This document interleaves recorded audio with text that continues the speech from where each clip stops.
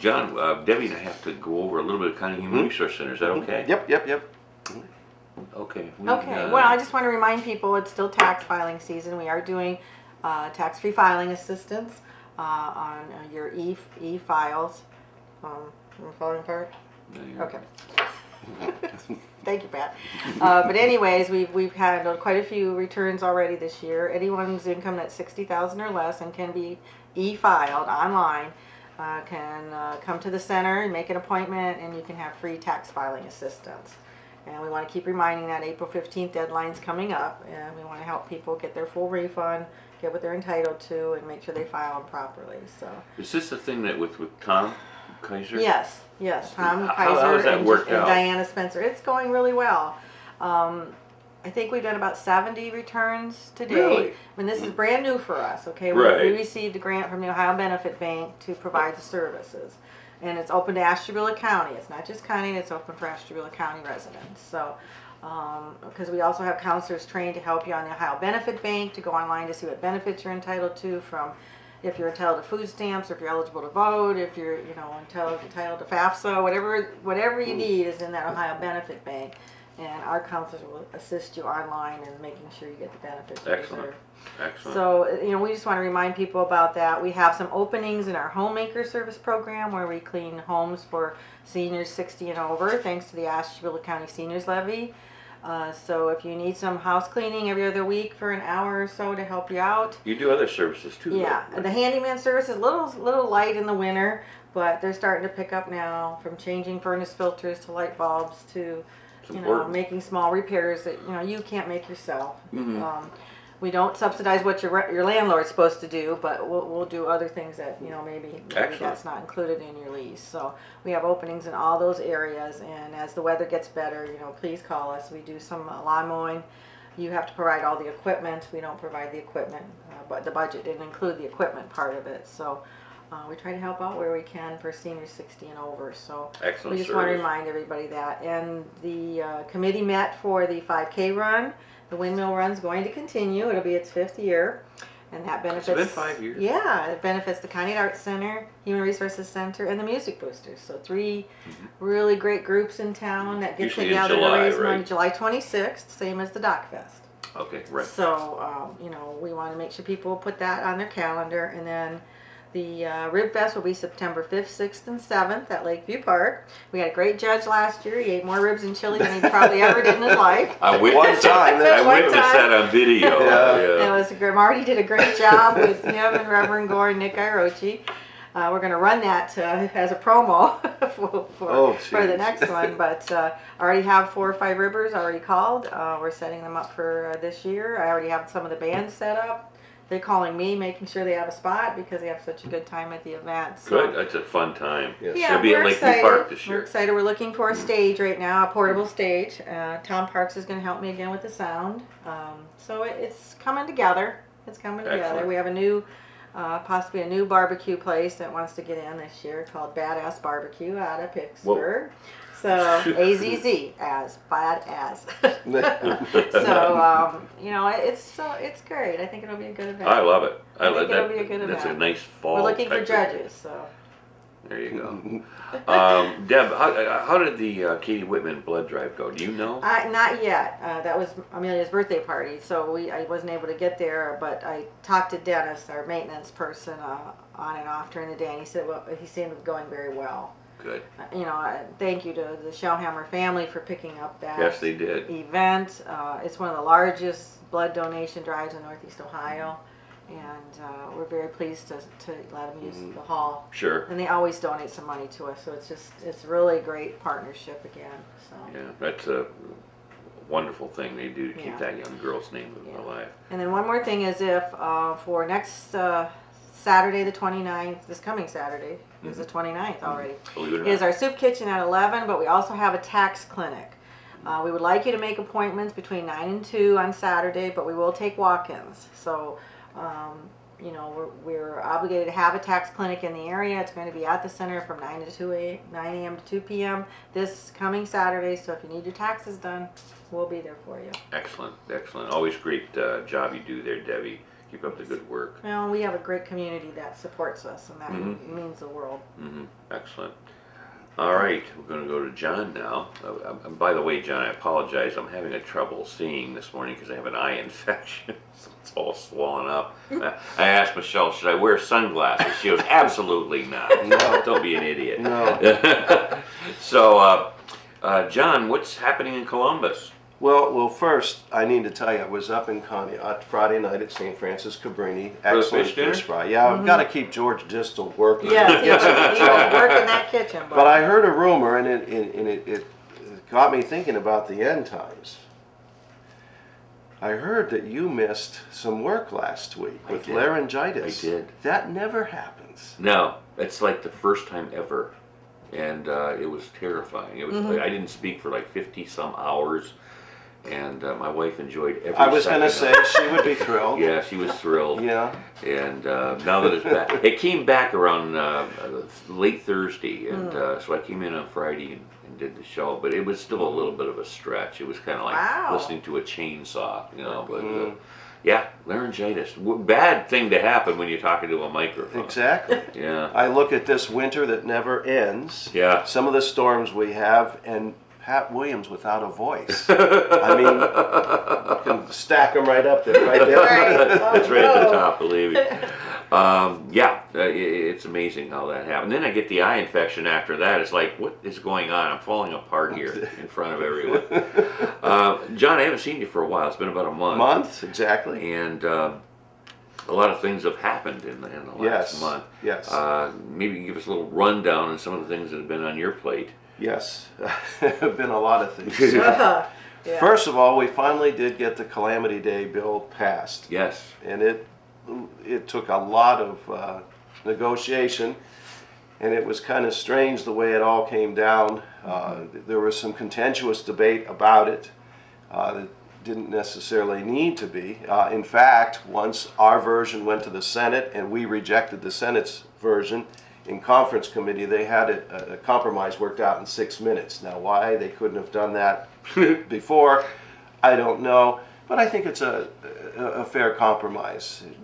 The first 5 days are forgiven, and then the next 4 days, days 6, 7, 8, 9, have to be made up. And there's flexibility doing that. I think Conneaut's looking at adding a half an hour to the school day. Correct. Geneva's looking at that. Jefferson's looking at that. Because we do want these kids in school. Right. There's no doubt about that. Are you in favor of the 30-minute thing? Yeah, I really think it's better than adding on days at the end. Because they couldn't show up. I mean, maybe they won't show up. Well, and here's the thing seniors too. won't. By doing 30 days, well, your seniors have won't. a different exemption. Yeah. But by doing the 30 minutes now, with testing looming, it allows for, if schools choose to and can, allows for more student-teacher hours to take place to prepare those students for tests that are coming up. Just tacking them on at the end of the year doesn't do a lot in terms of test preparation. Right. The other factor to consider too, in terms of just tacking days on, is the fact in this county we depend on those students in our agricultural pursuits and with the recreation. I know Geneva on the Lake depends on students to help the workforce swell for the summer months. So it was kind of a tough nut to crack. Southeast Ohio, some of those schools were looking at 16, 17, one of them was up to 18 or 19 days missed. And so they're really going to go deep into June. But we're beyond that now, and I wanted to get that done as quickly as possible to give schools options to put into place, whatever fits their best interest. Right. So that was one thing that was coming up. Another hot button item is Senate Bill 150 that's over in the House Agricultural Committee right now. In fact, we're looking to vote that out tomorrow. That has to do with phosphorus emissions in the western end of the lake, Grand Lake St. Mary's, western end of Lake Erie, the dead zone there. And amazingly, it passed out of the Senate unanimously. Oh, good. And there's been a lot of input from the Farm Bureau, Farmers Union, and the idea is, Pat, to self-police phosphorus emission from fertilizers. This is the first type of program like this in the entire nation. And we're taking it upon ourselves to take that initiative. so that the feds didn't come in and unevenly perhaps bring into a program that would be onerous for our farmers. So I think that's going to pass out of committee tomorrow. I know I'm in favor. There's a few tweaks that we have to work out. I don't want to get into all the details here, but the important thing is we're trying to be proactive in terms of these algal blooms. And there was one water supply last year, come to find out, and I didn't realize until it started working through committee, that blue-green algae is so toxic, they actually had to shut down a water supply in western Ohio because it's dangerous to humans. Right. So we have to get a handle on it. Yeah. So that's important piece of legislation coming out in the so agriculture, that's a hot thing right now. Education committee, we're still looking, and I was interested to hear the question about open enrollment and those sorts of things. And I want to kind of look at that and quality of life issues. I heard you talking about that earlier. Obviously, that's always a concern in education, and the park assessment that's coming up. With the Common Core moving as it is through, well, the schools are preparing for it. How do we test that? Right. And the park would require, that's an acronym for, oh my gosh, Partnership for the Assessment for Readiness for College and Career. Yeah, college and career. Very well done. Off the top of my head, well, you know how that goes. Where's that one? Yeah. But it requires testing be done online. Well, we have a lot of schools that are unable to provide that, and they don't have enough computer space for these kids. So are we going to use that assessment? Are we going to use something else? That's moving through committee right now. And then the midterm biennial review is coming through, the midterm budget, so to speak, and that is 14 separate bills that are being divvied up into various committees, and we're supposed to have some on education, and some is going to be moving into agriculture. So I have a lot to share with you next time, because that just came down last week. Your name was mentioned on Facebook the other day. Some gal had written in that she, with the new insurance situation going on, she was being charged, I think, an excess amount of money for having insurance. And somebody had said, get a hold of your state representative, which of course is you. Right. I don't know whether she did or not, but I think she was heading that way. So there seems to be a lot of confusion out there, John, on what's going on with this insurance situation out there. Have you got any? We've had a number of phone calls, and typically what we do is send them right to the experts. Jobs and Family Services in Ashtabula is on top of this. So if you have any calls, send them to JFS. They have people who can walk them, and this is the important thing, walk them through step by step. Especially if they're having trouble navigating the website. We know that's been a difficult. It's been a disaster. Yeah. But they've been more than helpful there, and we've received calls from people who went through the process with JFS, and they were very grateful for that. So send your list. We're doing some work with them now, so that would be very easy for us to do. Right. Got a question for you. Yes. I was watching, I think it was like Meet the Press yesterday. It was with Chris, his dad. His dad was a big time, oh Lord, can't even remember his name now. He's passed away now, but his dad was a big, Mike Wallace. Chris Wallace. Chris Wallace, of course. But they had John Kasich, our governor, on the show. He went to New York to be on the show as a guest, and they mentioned that he is possible a presidential candidate. Have you heard anything down in Columbus about that? Yes. We've been hearing that since he took office. Does he think he can win? It's a wide open field. First. it's a wide open field right now, and the Democratic side, I know Hillary's very quiet, but not quiet. Right. That essentially is wide open. The Republican is just tremendously complicated right now. Jeb Bush, I was reading an editorial yesterday. He's thinking about about entering the field, and then Chris Christie who's got himself in a bad to deal with, and then Scott Walker's a name that's been mentioned. Yes. they're going to have to define the direction in which they wish to go, and we'll see what happens. But keep in mind, Ohio is a critically important state. Yes, it is. And for as we become more, how can I say that, distinct, if you look at the election maps, the blue on the East Coast and the blue on the West Coast, and the red in the middle, and Ohio being purple. For a Republican to win the White House, Ohio is central to that whole configuration. And we haven't had a, let's see, I'm trying to think, the last presidential candidate we had from Ohio, and I'm doing this off the top of my head, I'm going to go back to Warren Harding and James Cox in 1920. I don't think we've had one since then. Really? Has So, it been Not that a long? Democrat. Or Taft? Well, Taft was before Harding. Oh, was he before Harding? Okay. Those are the He's ones a I know. history. He's a history. I know Yeah, he yeah, is. yeah, but I'm trying to remember But my history too. I mean, I could go through the presidential candidates and where Yes. they were from that time. But typically, there was a stretch there where Ohio had. You think of There's quite a Grant few. and Hayes and Garfield and McKinley. Garfield, We had okay. quite a stretch there when we were a very vibrant, Yeah. robust economic powerhouse. Right. And I think to some extent the road through the White House, well, it does. It goes through Ohio. It does. So strategically, from their perspective, I think it's something that they're entertaining seriously. Do you think, John, I'm kind of, we're off the subject a little bit, but I think it's interesting to talk to you about this. But do you think historically a woman can be made president? I think it can be, but do you think Hillary is the person that would be the next person? I think she can. Really? I think she can. If I would have But told what you, qualifies her? well, she served in the Senate. She's been close to the presidency. She has a special bond, and that's up.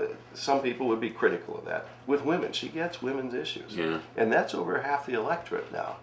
And if you think about the ceiling, the glass ceiling, when we were growing up, if I'd have told you, you graduated from Conneaut High School Yes, sir. in 1966. 66. If I'd have said, Pat, in 2008, we're going to elect an African American as president, you wouldn't have believed it. No.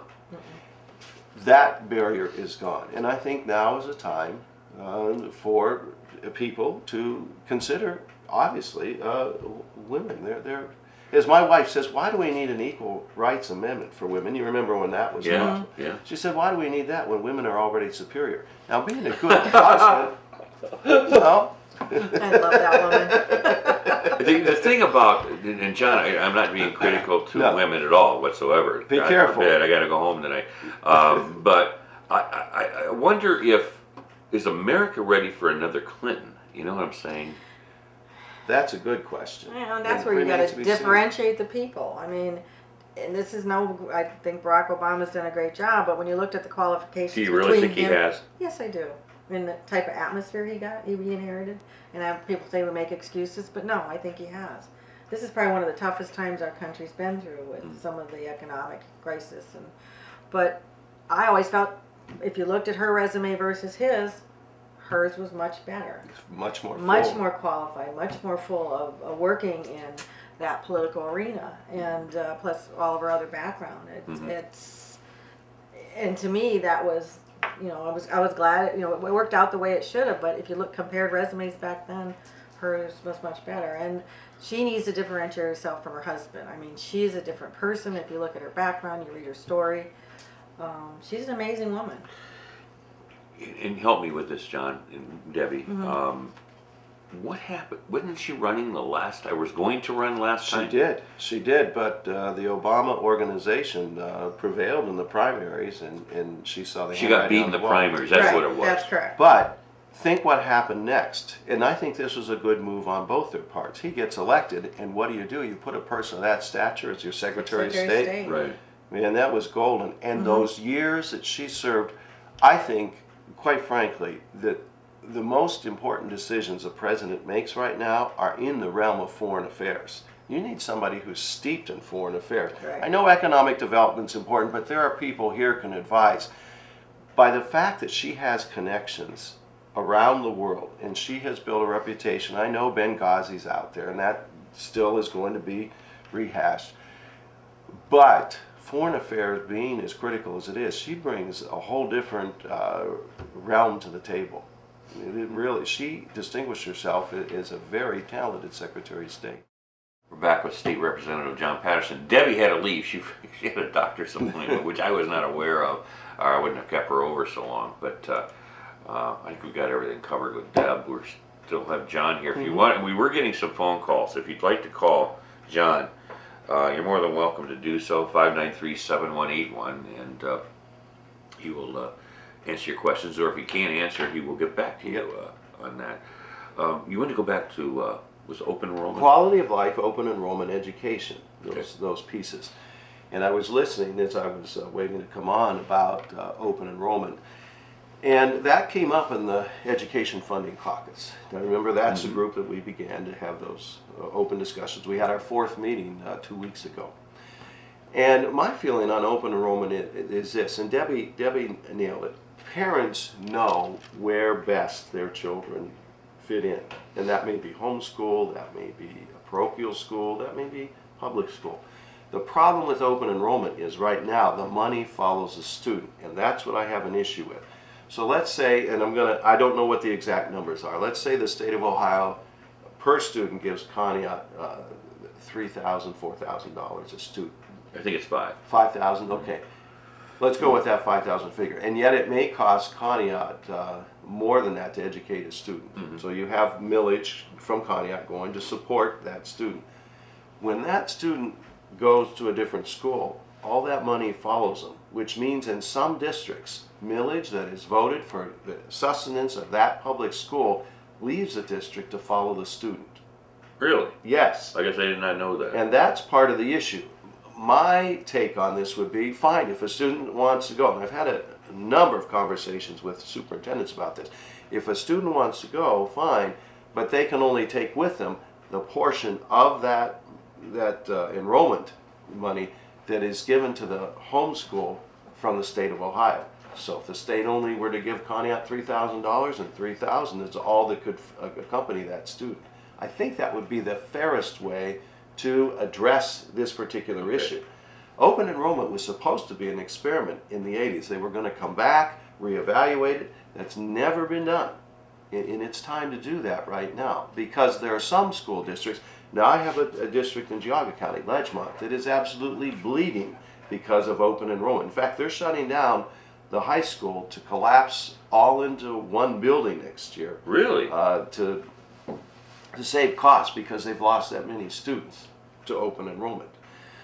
And yet, on the other side of Geauga County, West Geauga is having a problem with so many students coming in that it's becoming a burden in some ways on their school district. Why should they, the local residents, pay for kids outside of their particular district? So there are some issues there. My point is, there's some issues in open enrollment that we're going to have to unpack, because we have a couple of things happening here. One, revenue is tight. Secondly, we have an aging population. Right. And they're on fixed income. And thirdly, our enrollment, our student age population in most districts is declining. If you look at the sheer numbers, it's declining. And yet, the school district continues to need to educate these students. Right. And that's the second point I want to go to. We're looking at quality of life and attracting people into Conneaut, into Northeast Ohio. I'll address equality of life shortly here, but there are two key components. One is education. We need to be able to deliver a quality education. When you're a young parent, and you remember this, basically you're going to move to a district that provides an excellent education. That's a given. That's definitely a given. And we need to restore some of those programs and restore funding to schools so that they can provide a quality education. Hold that thought. Hold that thought. Hi, you're on the air. Now, Ledgemont, that's the first time I heard about open enrollment for Ledgemont. You know, they were blaming that. The main blame is the taxpayers are smart enough to say no to all their levies. That's the main deal why Ledgemont is closing their high school, because the no voter is standing up and saying no. Enough is enough. Right? Yes, I heard that, and their last two levies. You heard that? That's been going for years there, John. I mean, the no voters are broke. We can't afford no more taxes. You know, like the Tea Party, we're taxing up already. And in that district... And you people down there are not doing nothing about it. Do you want a response? Yeah, go ahead. Okay. Go ahead. In that district, there's a lack of industry and business. And if you think of even Thompson in the square there, the Ford dealership that was there is gone. Sidley's moved its corporate headquarters out. So you're absolutely right. There's no way to sustain that particular school. And to compound matters, as those students left, and the numbers are just staggering, to go to Madison, to go to Chardon, it's created a negative cash drain on that district. So not only don't they have the resources from which to draw, they're losing revenue to other districts. And so they've been forced, they had their last two levies, one was a 13 mil, another was a 14 mil. That's astronomical to ask of voters, and I get that. And the thing of it is, those high millages would simply get them back to ground zero. They are in the Solvency Assistance Fund right now. They owe a third of their budget to the state. And it's not going to get better anytime soon. And I just heard on the radio this morning another school district, Richmond Heights, is looking to go into the Solvency Assistance Fund. Really? And that Ledgemont closing the high school, that happened just last week. So that's perhaps why you hadn't heard about it. Hey, you know how many hamburgers go out of McDonald's, you know, the dollar hamburger every day at the drive-thru? No idea. No. Probably a few million here, just in the state of Ohio, you know. Oh. And not one of them is being taxed. Oh, you not mean, one. Okay, I see, the takeout is not taxed. Mm-hmm. Yep. Yeah. Well, how come we're not taxing that and making it go towards the school? It probably wouldn't go towards the school after you guys all got your hands in it, but, you know, it's a good idea. You know, I'll pay another 6 cents for a hamburger. That is a good idea. That is a good idea. You know, well, when you go through the drive-thru, you're paying tax on your beverage, right? I don't know. I think it's all tax-free at the drive-thru. Well, I think I called the Ohio taxation on this once, and they said the beverage is taxed, but the food isn't. Okay. Well, then the food ought to be starting to be taxed, and that should be going to the schools. That's an excellent idea. I thank you for that. Yeah, well, remember who told you. Okay. Thanks, Dennis. Thanks. I got to ask you about homeschooling. Yeah. A question that's always been dropped on me forever is, how can you get away with homeschooling when you're not say if I was trying to teach my son, I'm not a qualified teacher. That's a good question. And that's what I've seen, excellent products of homeschools. Okay. There are some parents who can pull it off. Yeah. I've also seen some train wrecks. Really? And the problem is, there comes a point at which I think parents and students know it's not happening, and then they come back to the public school, and there's some issues then in terms of transition and getting caught up to speed. Right. So it's really something that parents need to be wary of if they feel comfortable doing that. Not that it can't be done, but it's very demanding. Does that school monies go to them as well? No. No, that's they drop out of the classroom and they're on their own. If they're homeschooled. And then how do they get a diploma? I mean, I don't understand that. Well, they have to go through the normal process, and then they get essentially a homeschool diploma. Is that right? How does that work out for them after?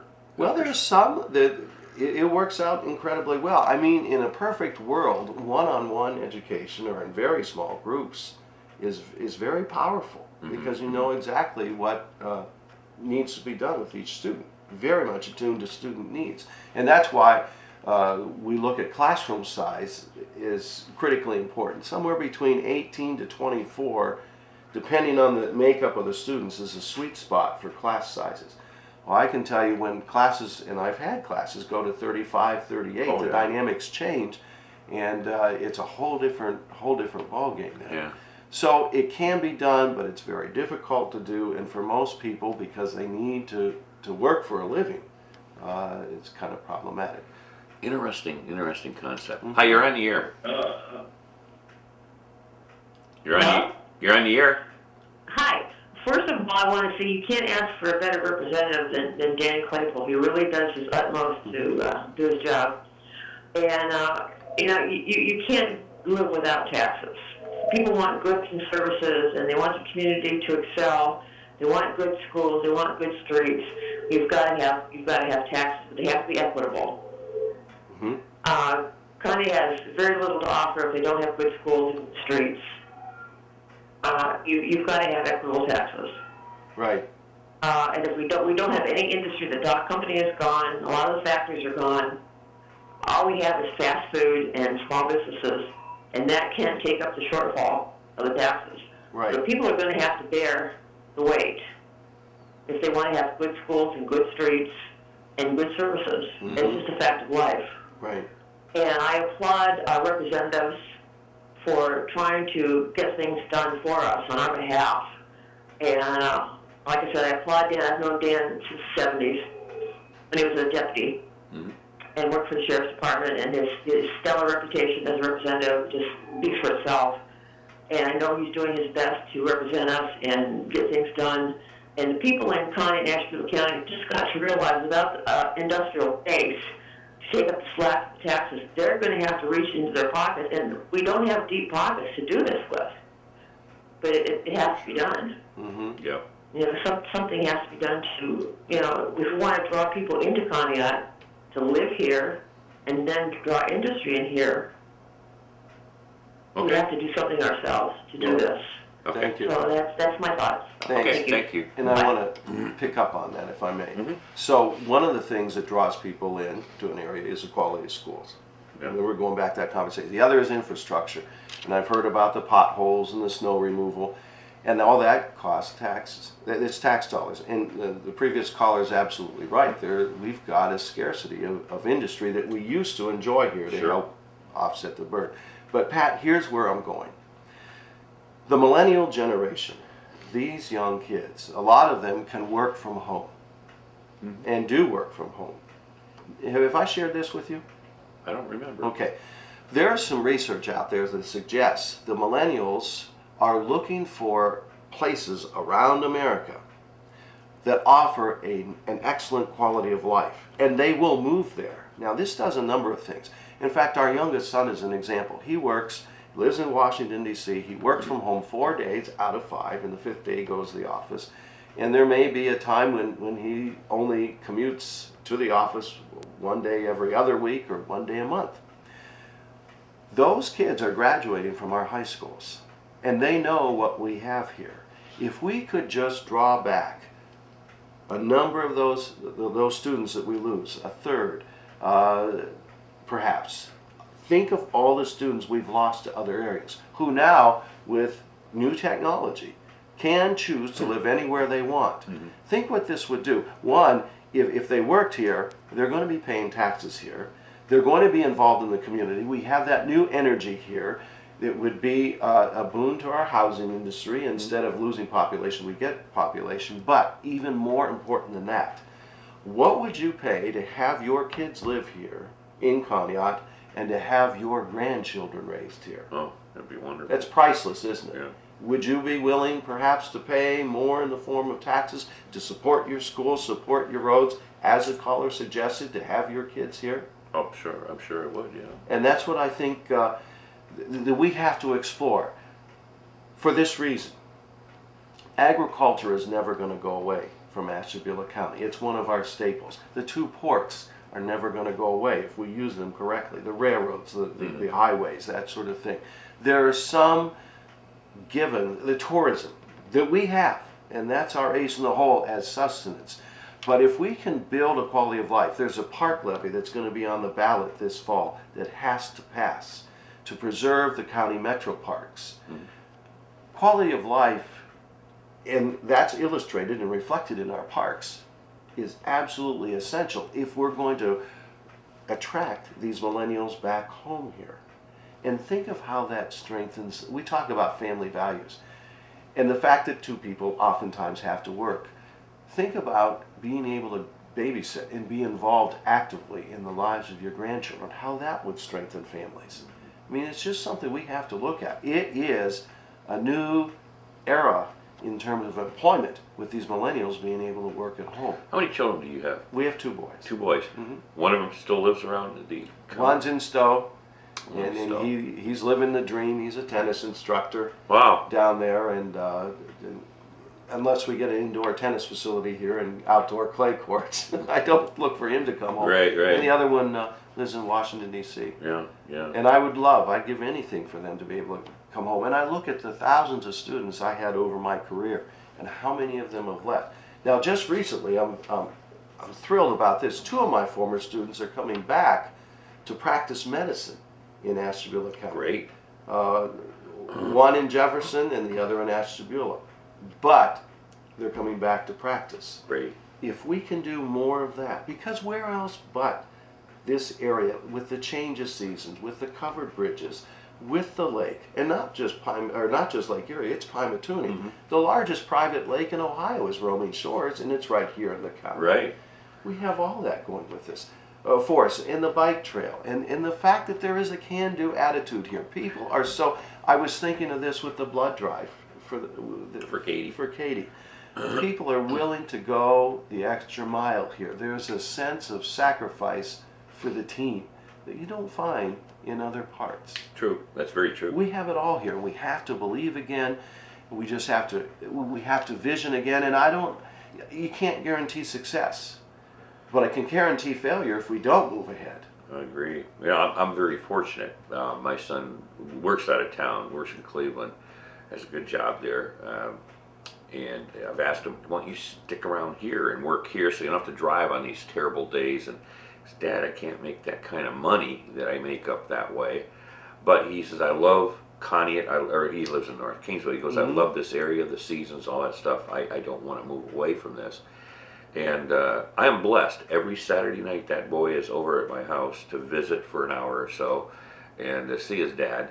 And I'm blessed, that he's stuck around. I mean, if he moved away, that would be it. I don't have any other children, It was part of your life, and your heart just would have left with him. Yeah, exactly. And it catches up with you. And when you get older, you start realizing, whoa, life goes by too quick. So enjoy every minute of it. Hi, you're on the air. Whoops, call back. I hate to hear that buzz. Call back. The phone lines are open with State Representative John Patterson. Speaking of Dan Claypool, as that one caller mentioned, he will be on the show Wednesday, I believe it is. Wonderful. At 8 o'clock in the morning. He will be on for almost an hour that morning. Hi, you're on the air. Yes, Pat. Yes. I called earlier and I apologize. That's okay. But Representative Patterson being there, back when Reagan was president, signed off, we used to get money for infrastructure from the federal government. And we no longer get that since Reagan. Nobody gets it. The whole country. He put a stop to it. Was that revenue sharing? I think it was revenue sharing. Mm-hmm. It was something to do with, he had to support the Social Security network or something, and he signed away from that and put the money in somewhere else. Then you got Bill Clinton that came along, and Mr. Patterson was saying something about Hillary being a good candidate for a president. Maybe she is, maybe she's not. But Bill Clinton signed away all the manufacturing jobs, like signing NAFTA. And when NAFTA got signed, all of the jobs went somewhere else, the manufacturing jobs. Well, what was Conneaut? Conneaut was a manufacturing hub. We had a lot of factories. We had things going on. And a lot of other areas, too. It's not just Conneaut, but other areas. So now you've got those two stabs, I guess I would say, stab in the back. So then you say, okay, well, let's raise taxes. And that's what the previous call said, something about taxes. Well, property tax is a very hard thing to raise because people are always saying, well, I'm on a fixed income. Mm-hmm. The retired folks, they don't pay income tax. So if you don't raise property tax, you raise income tax. Well, the retired folks don't pay income tax. and they vote yes on income tax because they don't have to pay it. And you got property tax that affects everybody, which is more fair, and whatever the millage would be. I mean, we're in a terrible spiral downwards because we're a retirement community that doesn't want to pay income tax. They don't want to pay property tax, and so over a period of time, you're in this downward spiral. Mm-hmm. And there's no way out of it. I don't see any way out of it. I hope Mr. Patterson can come up with some economic programs, but without money from the city of Conneaut, you're not going to get that. The city of Conneaut has no money. So we're back into that downward spiral.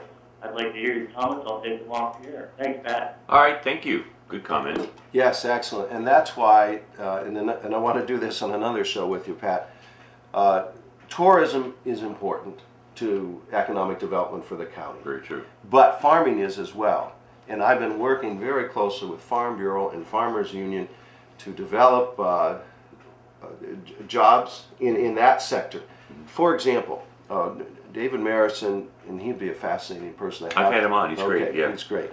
We hosted a white meat processing seminar last week. Do you know the nearest place that you can process chicken is in Tuscarawas County? Now, with this locavore movement taking place, we want to be able to produce more chickens here. And we have to be able to slaughter them here and process them here. Well, if we can fill that gap in terms of white meat processing, think of what we can also do with agriculture, given where we are in terms of proximity. We have the ability to produce food for a starving world. If we can attract processing centers here, we can do that sort of thing. That's one component. There's no one magical fix for all this. But it's these millennials that I come back to that give us added value to tourism, to agriculture, to light industry that we have. The last time you were on, didn't you also mention about fish? Yes. We need to be looking at that too. As right now, and I found this out since I last talked to you, the portable white meat processing center cannot actually accommodate fish. So I'm working on another angle for the fish because we have the possibility of doing that. Anything with respect to economic development, I'm looking at. I mean, I feel like I don't have enough fingers in the dike. Right. But I look at what we have that no one else has, tourism and agriculture, and how can we improve on that to create jobs, to increase the tax base so that we don't hammer people who are already in a tight spot. Excellent. Hi, you're on the air. Yeah, good morning, Pat. John, my name's Dave Harlicker. Hi, David. Hi, Dave. Hi. Hey, listen, that caller just called. I'm on pension, and my wife is. We do pay federal income tax on our pension. We don't pay city or state, right? But we do pay federal income tax. Exactly. Yep. So it's a lot of money coming out. I can tell you that. For being on pension, it's quite a bit of money. Yes. So I just wanted to verify that when you're on pension, you do pay federal income tax. Right. Federal. Mm-hmm. Okay, thank you very much. Thank you. Thank you. Mm-hmm. Do you pay taxes on Social Security? I don't know, to be honest with you. I'm not on Social Security. I'm not either, and I don't know. I do know my state teacher's retirement, I pay taxes. Yes. Mm-hmm. Yeah. That's taken out. This is from our friend Glenda Lowe at the Rambling Rose Alpaca Farm. You know Glenda. Of course, give her a big hug for me. She just wanted to say hello and good morning to both of us. Keep up the good work and have a great week. Warm weather and the tourism season will be here before we know it. And I'm looking forward to both. Glenda Lowe. I don't blame you. You probably about had it out there in that farm on these cold days. And it's a cold one today and snowy out there. Hi, you're on the air. Good morning, Pat. I have a question for Mr. Patterson. Sure. When I first moved here 21 years ago, this city shined. It's unfortunate that our streets are caving in. We don't have enough police force. The schools, I understood, were funded by some of the Ohio State Lottery. Correct me if I'm wrong there. I believe there is money, yeah. Yes, it's minimal, but it's there. Okay. what you're having happen here, after I've seen in 21 years, is there's no jobs. There's nothing to attract these people. Mm-hmm. People have to travel a distance to go to work, which costs more gas. I'm not sure if you're aware of the water has increased here. Mm-hmm. Our road taxes have increased here. Yeah. There's no leaf program anymore. You have to pay for lawn care. There's just not enough funding to go around to raise taxes because there are no jobs here.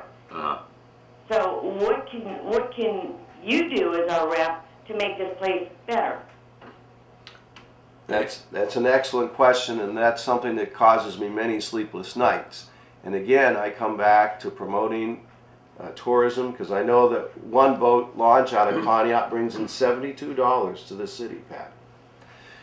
And agriculture and small businesses. I work closely with Jobs Ohio. I work closely with the Department of Agriculture to look at those potential, and with the county port authority, with the city port authority, and that city, Conneaut and Ashtabula, with Growth Partnership. My mission is to create the conditions that would retain and attract employment. It's up to then the private sector, along with our economic development machines like the port authorities, to fill in the dots and to draw the whole picture to a conclusion. I'm very much aware of that, and yes, we have to grow jobs. There's no doubt about it. May I have a suggestion? I'm listening. Why wouldn't a technical school work here? There's so many people that don't have the education, that Right. didn't finish school. A technical school would draw people here, train them for jobs. And, I mean, I just think that would be outstanding. And we do have one. ATAC in Jefferson does offer evening classes for adults. It's Correct, up and but the weather functioning. here is so bad. Yeah. Driving to Jefferson in the evening is horrible. Right. So, look at the space that we have here. Look at the empty spaces that we have. Yes. Um, It may be possible to offer satellite courses here. I can talk to Jerry Brockway about that. I think that would be awesome and amazing, because if we educate our people, and the kids that do not have the money to go to college, they can take a technical trade. It'll attract people to this city, better our city, and help them live here longer. Yes. So thank you so much. Thank you. Good comments. Have a good day. You too. Bye-bye. Yeah, E-Tech is there. It's a jewel. And it is a jewel. And I know a lot of people that went to, which we called in our day, what was the joint vacation Yes. school. Yeah. A lot of people that went there, and they went on for very successful livelihoods after school. So that should be taken advantage of also. Pat, you do have to pay tax on Social Security, and there is a wage limit. I think for two family is $30,000, Right. and single I think is $20,000, something like that. From one of the gals that sent me this in. Great. Thanks, Jim, out in California, who's listening to us. Wonderful. Out in, Man, you get around, buddy. We stream on the radio. We used to stream on the television, but our streamer broke. Got struck by lightning, so we're not streaming on television, but we do on the radio. So we have the potential of going to like almost 100,000 homes with the radio Wonderful. stream. So we hit a lot of places. Mm-hmm. When will you be coming back? A month? A month from now, We usually set it up, and that would take us into, gosh, April. Maybe there'll be. Should I say there'll maybe be some the grass sunshine. will be growing? I can't wait for the grass to grow and mow and then have a green grass lawn again. You know, I looked out last night, John, and I have these tiny little pine trees that I planted Yes. last year. They both died over the winter. Oh my goodness. I didn't think pine trees died because it must have been the cold or something. Must have been. Yeah. I'll tell you, I'm really worried about our grapes. We won't Really? know. Oh, didn't I tell you this? No. Oh my goodness. There's a fear because of that cold snap we had in January Okay. that the grapes weren't ready for it. We might have lost 90% of our Rieslings. Oh no. Maybe half of our Concords because of the extreme cold. They didn't have a chance to prepare. It just, the thermometer dipped. So fast and so cold. Right. And again, David Marison conducted a workshop, and some of the grape growers brought in their buds, soon to be buds, and there was significant damage done there. So we're going to have to. I was not aware of that. Yes, we're going to have to be concerned about that. That's a multi-million-dollar. Didn't that happen a couple years ago? I know that Brandt's apple farm had to. They lost a lot of apples and had to shut down early, and I believe the grapes had a little problem. They did when the frost came late, but I'm talking about actual damage to the vine itself. Oh boy! And if that happens, you almost have to rip out the whole vine and replant. And now you're looking at a couple of years to really reestablish those vines. So this winter, we're not done paying for this winter yet in other ways. All right, how's Jefferson as far as potholes, John? And I know it's smaller. It's smaller, and it's pretty. I'll tell you, the guys do a great job. The sidewalks are plowed. The village actually has a tractor that plows the sidewalks. Okay. And the guys are out there all the time, and it's small, it's condensed. And Debbie was right. It's a different animal than Conneaut. Conneaut is one of the largest cities geographically in the state. And yet the density isn't there to sustain it. I mean, a road's a road, but if you have 10 people living on the same road and on the same distance on the road, and on another road there's only one person, correct, you still have to fix the whole road. So population density is a factor. And in Jefferson, admittedly, because of the school, because of the county government, didn't necessarily take all the economic hits that other areas did. Now, we lost industry there. I can tell you that. The Champion plant, that used to be the old GE plant, is gone. That building's vacant. The box factory is vacant. There was a loss of industry, but it was tempered by the county government. And again, being more condensed, it's a different scenario. Yeah. We are having a problem, and I think it was either Debbie or Chuck that was in earlier, said that this, like you said, it's not over, and when that weather warms up, the potholes are going to get worse. It's going to happen. It's a fact of life. In fact, there was a fellow, speaking of taxes, who approached the Democratic caucus last week. Crazy idea, not in theory, but in execution, to somehow put aside money statewide to fix all the potholes in the state. He said his concern was that it's not just the small municipalities, state roads, interstates, that sort of thing, just because this winter was so hard. Yeah. Do you remember one like this? Oh, it's been a while. 77, 78. That's a long time ago. Yeah. I remember that very, very well. Very well. I couldn't even get across Main Street to get a sandwich, I remember, because of the winds coming up. It was just absolutely blizzard conditions during that period of time. It was terrible. It was terrible. But you know, Pat, I've been reading, I do a lot of reading, and the research tells us that there is climate change happening. Sure. And if you can look at the glaciers that are melting, the cores, and Ohio State has an excellent research team that's taking core samples in Antarctica, and the level of CO2 is increasing. Now, how much is man-made? We don't need to get into that debate. Problem is, things are changing. I was reading an article in the Farm magazine. Southern Kansas, that used to rely on corn, now grows millet because they don't get enough rain in August, September to sustain the corn. And they've made that transition. In one of the Canadian provinces that is farther north than what you'd imagine, they're growing more corn because they do get the rain and they have a longer growing season. So my point is, if you look at, when I was a Model United Nations advisor, one of the big topics, two big topics near the end of my career, one was food security, nations and people rioting and such to find food. The other was desertification. Some of our deserts are growing in area, and the security problems that would be related to that. Point of the matter is, with all this climate change, there's going to be an increased stress on our ability to feed people around the world. And we're looking at a world population to grow to $9 billion by 2050. Yeah. I come back to agriculture in Ashtabula County. We are strategically poised to make inroads in that area.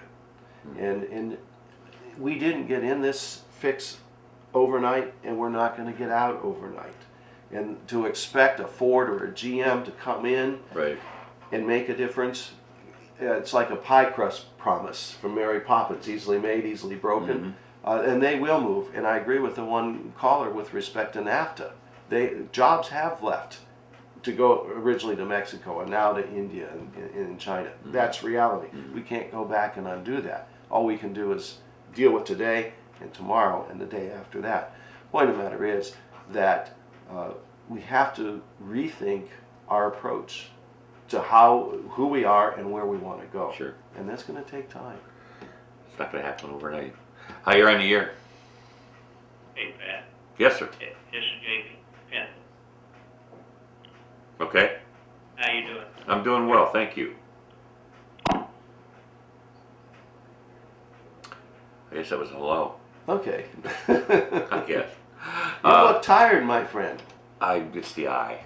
I can hardly hold it open. Oh, I'm sorry. Yeah, it's a little sty thing that's going on. John, always a pleasure having you on. I'm sorry I kept you over so long. But we had a nice discussion today. I think we covered a lot of things. You got nice phone calls. Yeah. And we'll set up another date. Yeah. Probably about the time around Easter, I would imagine. Right. You'll be coming in. Yeah, that'll be great. Yeah. Always look forward to it. Oh, yeah, it was great. Because what we need here, and this is the coach in me coming out, is to build a team in Ashtabula County.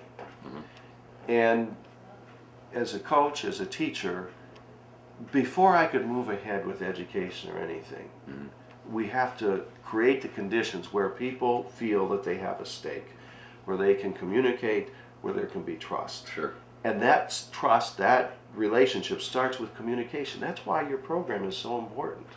Well, I'm glad that you are one of the politicians out there or elected officials that takes advantage of it, because you can immediately give answers, you can immediately address the public, which sometimes you can't do on print. And I was in print for all my life, and I find this kind of forum, whether it be radio or television, is kind of handy in this day and age with the technology that we have now. True. You know, so. And I appreciate your callers, because for one person to have all the answers, that's just, that's impossible. So I take input. That's why I read all the time, and I'm thinking about these things all the time. Together as a team, we'll be able to, we may not always agree on every issue, but Sure. we'll come closer to where we ought to be, right, if we can continue to communicate and share those thoughts. Couldn't agree more. Thank you so much, John, coming in. Be careful out there when you go. Shall. You have to go to Columbus tonight? Yes. Do you really? Oh boy. Well, it might be nice down that way. I was down in Athens on Saturday. One of my former students is the president of a teacher's honorary, and they're in the end of their teaching career going out, and she had asked me to come down. So I went down there. It was 58 and sunny. I saw that on the map, yeah. 58 and sunny. So I ate, they had a box lunch, and I ate outside. It was like having a picnic. Coming home, I drove over to Marietta to take 77 North, and I'm looking at the thermometer, and I was thinking, it's 58 here. It's going to be 36, 37. I know it when I get home. Sure enough, it was. It was. Yeah. It was. So yeah, the climate is different. You know, with all the traveling you do, and you do a ton. I mean, you're always on the road, whether it be for a benefit or a charity thing or going to Columbus. Does your wife disagree with any of that? We talked before we made this decision. I like the we. Yeah, we talked about it. If she'd have had any hesitation, I'd have said no. Really? Because my marriage to her is more important than this job, and I'm going to say that because it has to be. That's the way it should be. It should be, and she's in favor. She always knew that I have a passion to serve, and I loved teaching for 29 years and serving my students. I had 200 kids a year. Yeah. On the average, more most of the time. Yeah. And I took a great deal of satisfaction in doing my best for them. Well, now I have 115,000 students, Right, so to speak. And she understands, and it's a whole new, the worst part, the last thing I do before I go to bed at night is to call her. I miss her. Mm-hmm. And after 30 years, I ought to miss her at night. Yeah. But she's making the sacrifice too, for me to do, for us to do what is best, we feel, with the input of all the people, for our corner of the state. So it was a team decision. It wasn't one that I made. I'm blessed that way too. I have a wife that understands that this is what I want to do, and she's put up with it for a long time now. And it is true. I mean, if if she goes out to dinner or something at night, and I'm sitting home alone all day long, plus the evening, you do tend to miss them. That's part of a good partnership, I think. Amen. And so I'm glad that we do. I'm very, very fortunate both of us have understanding wise, which is necessary in both these businesses that we do. That's right. Of course, she's in the business too, so that makes it a lot easier. But again, John, thank you so much for coming in. Be very careful driving.